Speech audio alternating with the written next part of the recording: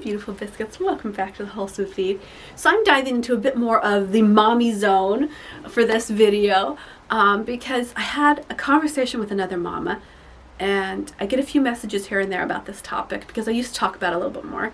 And so it got my mind thinking, what is it really like to homeschool a special needs kid when you also work from home?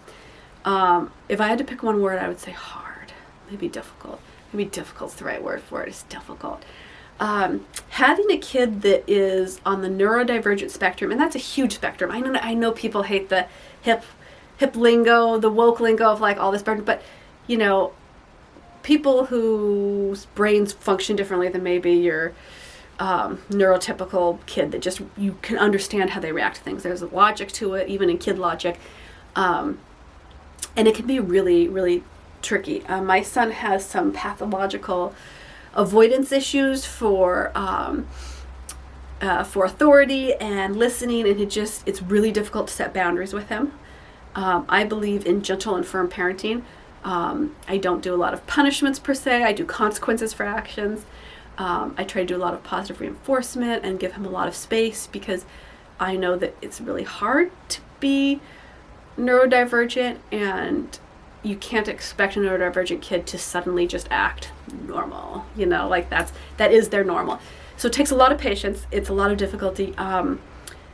Working from home at the same time as homeschooling them can be extra challenging. My son is maybe not the easiest child to spend time with, and so that can be very tricky because occasionally I need a babysitter so that I can get some work done. And we've gone through a lot of babysitters. We got fired from a nanny agency because none of the nannies wanted to come out and watch him because he was so difficult. So it can be very difficult, if I'm being totally honest. So if you are in the same boat with a neurodivergent kid, oh man, mama, I see you, I hear you. It's tough, it really is. I think one of the biggest things that I've learned is having a support structure around you, and I don't have the support structure around me that I would love. I'd love this perfect, wonderful support structure, but I have a little bit of that, of family and friends that like at least see what my son is like, and so they kind of understand, oh yeah, that must be difficult. My best advice is to find other neurodivergent parents of neurodivergent kids. Easier said than done. We're all tired. None of us want to socialize. We're exhausted. That can be really good. Like even if you find an online community, just to hear that you aren't alone and to get tips. So things that have worked for me for homeschooling my neurodivergent kiddo is, you know, he's a little boy. He wants to have movement incorporated in his learning.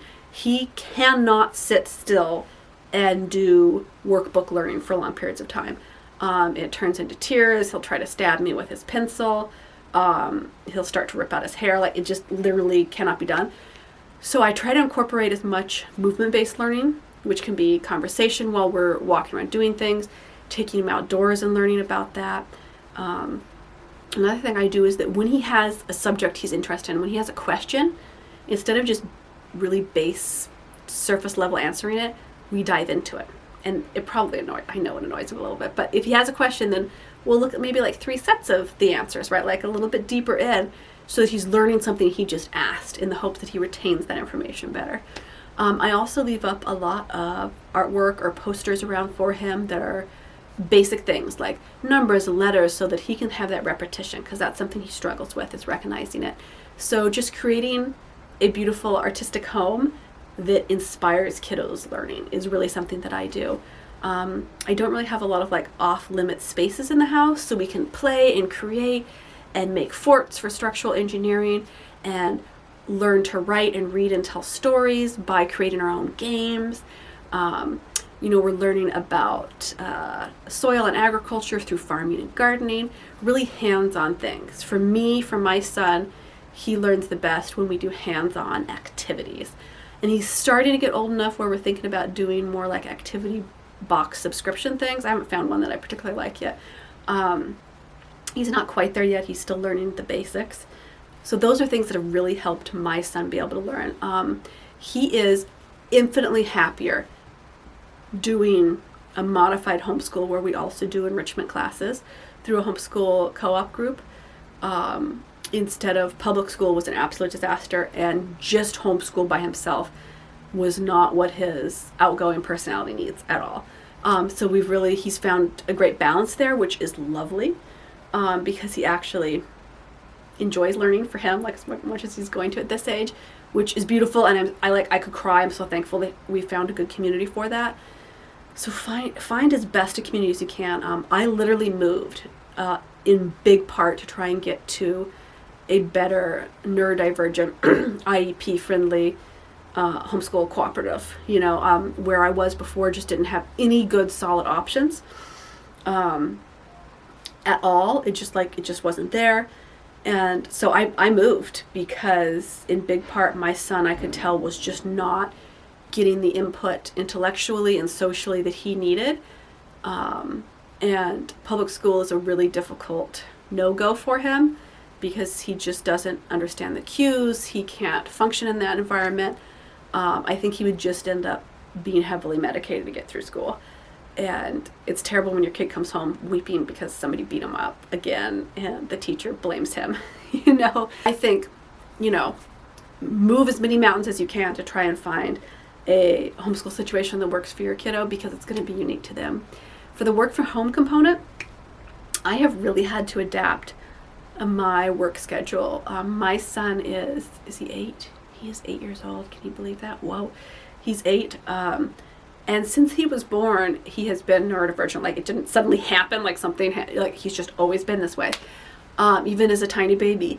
And I've really had to work around his schedule. So something I have done for me as a work from home mama is I've had to give myself permission to seek help. So to get a babysitter for a couple hours, I mean, it can be like even 4 hours a week, just something so that I can focus and put on my working mama hat and focus on that and not try to multitask myself into a huge burnout.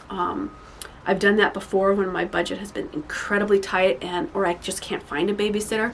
But at bare minimum, I need 4 or 5 hours a week where I can just focus on work. And then I will stay up after my kids go to bed and get other work done then. But you have to give yourself the space. And I would say, if I'm being realistic, that is not enough time to get my work done. I feel incredibly frazzled from that. It's simply I'm limited in who I can find to watch my neurodivergent kiddo and handle him and not just quit on the spot. But give yourself permission that you need caring about just as much as your kid or kiddos that are neurodivergent. If you are trying to balance motherhood and working from home and homeschooling, you're going to need help, and I'm not afraid. I've even got to the point where I will ask my adult siblings, I'll be like, can you watch them? And generally they say no, but every once in a while they say yes, because I'll be like, I just need help. Can somebody help me, please? I'm not afraid to say I need help here and there. I can't run a whole business without help. So give yourself that permission. I know how hard that is. I know you're like, I can do it while I'll nap. I'll just never sleep. You've got to take care of yourself as well. Because mamas, we don't get sick days, right? I'm going through a big asthma flare-up, and it has just pulled the rug out from under my entire June. It has been so intense. It's been the most intense, long-lasting asthma flare-up. I am on multiple steroids doses that are like the highest and longest steroids I've ever had to be on just to be able to breathe. And it's really taught me, like, slow down, ask for help. It's okay. Let things go. But what can't be let go of, then focus on what matters most. And for summertime, what we're doing with homeschool is we don't take the summer off for homeschool because it's too big of a shift in schedule for my son, and he does not handle those well. So what we do is we just do a lot more outdoor play learning, which is great. He actually learns much better in the summer anyway because he does better learning outside. And we just incorporate everyday life. Like, he's learning to cook this spring and summer. He is learning the measurements, the math, how to do division and fractions through it. And then we'll reinforce that with some workbook time, or we do some online app math classes for him. And so just, really a holistic look at a neurodivergent kiddo's brain and homeschooling them through that, while also realizing that if I'm trying to work from home while doing that, I can't be everything to everyone all at once, right? It's impossible, and it's okay to give yourself permission to say, you can't do everything all the time, all at once, simultaneously, perfectly, and keep your sanity. It's not possible. So just ask for help. Take some time, tend to self-care. Come play on Patreon with me. It is so nice to have a half hour, even an hour here and there. You log into Patreon, You're part of this wonderful community. We get to chat, we get to get inspired and take care of ourselves. It's so nice to have that little safe corner of social media. For me, that's been huge for my self-care because I don't have to get childcare, right? I can watch some Patreon videos and go along with either cleaning or physical self-care or emotional topics just while the kids are asleep. I don't have to go anywhere. I can just sit somewhere comfy, have a little snack, watch some movies on Patreon, and chat with the quizzes and answer them and have fun and have that sense of loving community through self-care that I think a lot of us mamas struggle with finding because scheduling is so difficult. So I'm going to see you over on Patreon, and I'll see you on the next video here on the Wholesome Feed.